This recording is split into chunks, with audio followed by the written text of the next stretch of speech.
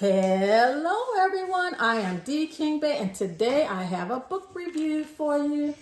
Don't worry, this is a no spoiler zone. I don't do spoilers, don't like them, can't deal with them. But I will be reviewing Yellowface by Rebecca Kuang. I'm sorry if I'm saying her name wrong, but I hope that is correct. First off, I will let you know that I got my copy from Waterstone. So if they still have some, you can go get some of the limited editions and get your copy there. Waterstone. About this book, I really enjoyed it. I'll say that first. It was a good book. It is written in first person narrative. That's not a good or a bad thing. Some people like it, some people don't. So think of narrative as more of telling your story instead of having all that dialogue back and forth thing. She's telling her story. And what is the story, you ask? Okay, we have two authors. They meet back in college, and one of them, when she was in college, her writing career just takes off, while the other one not so much. So here we are, like, I don't know, I guess about 10 years later, and they're still friends.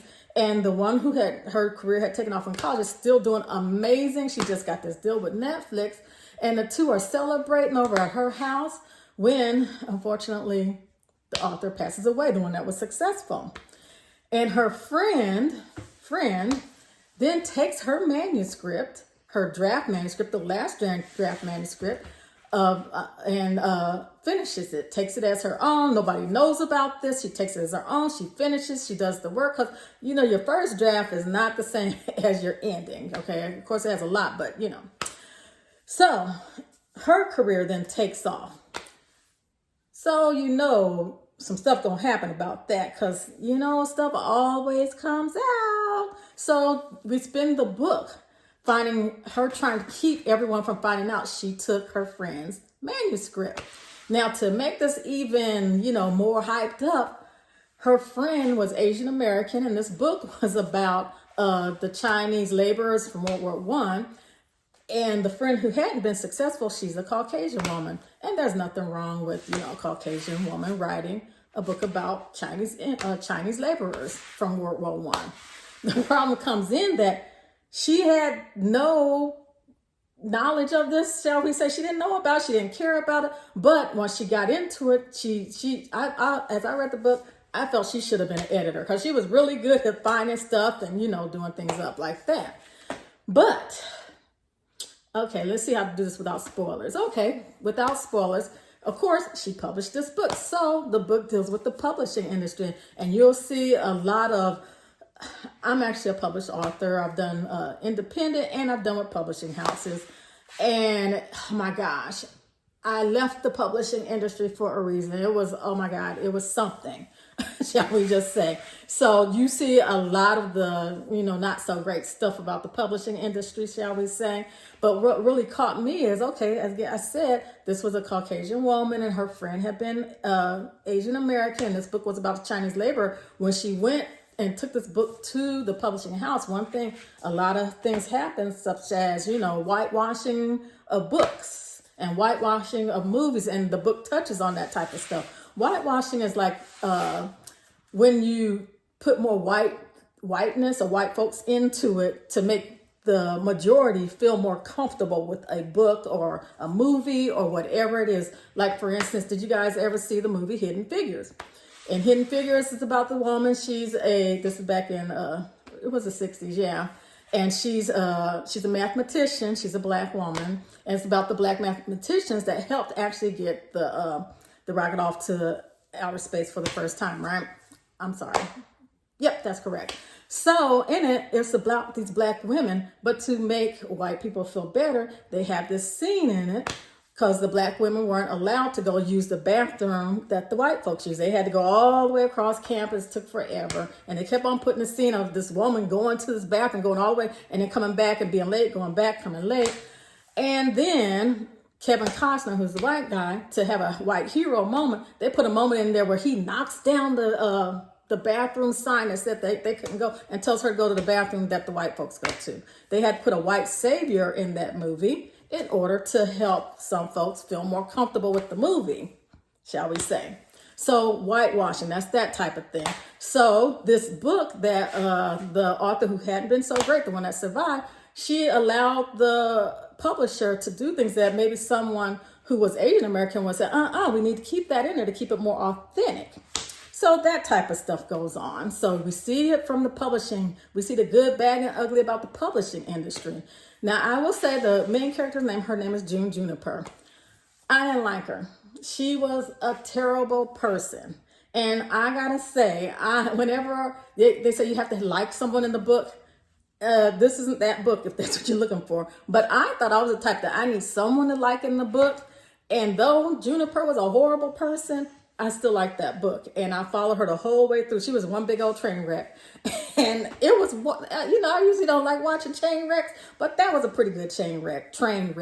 So, she got away with it, with being that train wreck. So this author, Rebecca, she did a really good job at writing a bad character, because even when I write, if they're really bad, I try to do something to give them some sort of redeeming qualities. So I really, really, really I admired the way that she did that character, because it was really good. She was who she was. And I like that. Let's see. So we talked about the publishing industry. It was cool. It did social media. It was like a take on social media, because the author who had survived, June Juniper, what she was going by. Oh, and by the way, when her book came out, she had published under her first name. The first book that she did was Hayworth, her real name, her first name and last name. But then for this book, the publisher had her use her middle name, which was Song. So you get the point with that, to try and make her sound more Asian. So whatever, we're going to leave that alone. But anyway, that's a whole nother thing.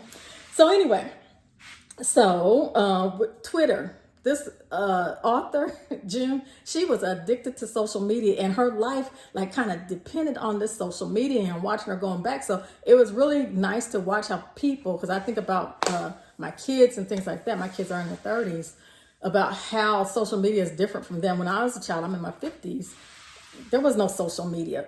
You know what I'm saying? We didn't think about how other people, social.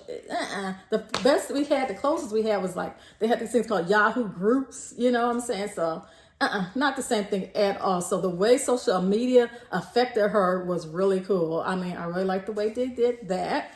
I also liked the way they showed her progress as she went through the story. You know how we all evolve, in the way we either evolve or we devolve. So we get to see that as it goes through. So that was really nice. Overall, this was I'd give it a 4. And, not a 5, but a 4, which is actually very, very good to me. And the only reason I'm not giving it a 5, because it wasn't perfect to me. You know what I'm saying? I'm not going to tell you the flaws I felt that were in it. You know what I'm saying? Because I don't want to give you any spoilers. But for me, there was some character building things that they could have done that would have made it a little bit to give it that little 5-pointer. For me, getting 5 stars is very difficult. You will rarely hear me saying that something's 5 stars. If everybody calls everything 5 stars, then isn't that a 3-star, which is average? If everything is 5 stars, that means everything's average. So that's why you will rarely hear me saying something's 5 stars. That's rare. So that's just how I am. So anyway, again, let me find the book. What is the book? Here it is, right here. Here we go. If you like first-person narratives, I hope I didn't give much away about the story. I really tried not to give you, too much about the story. It is a good book, first-person narrative. It has a good little plot. It takes you all the way through. It's well-paced. I found it to be a quick read. It only took me maybe 2 days to do this.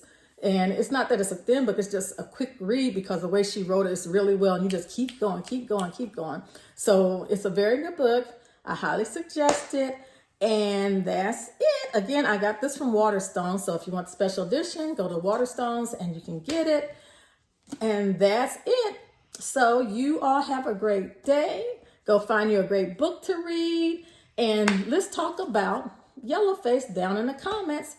Remember, if you're going to put a spoiler in there, please put spoiler first. Don't spoil it for other folks. That's just not cool, okay? So put spoiler and then your comment, so then we can talk about it, okay? And folks can know to skip your comment. So thank you again. If you haven't liked, subscribed, and shared, please do so, us bookie folks can talk about some books. So you have a great day. Bye-bye.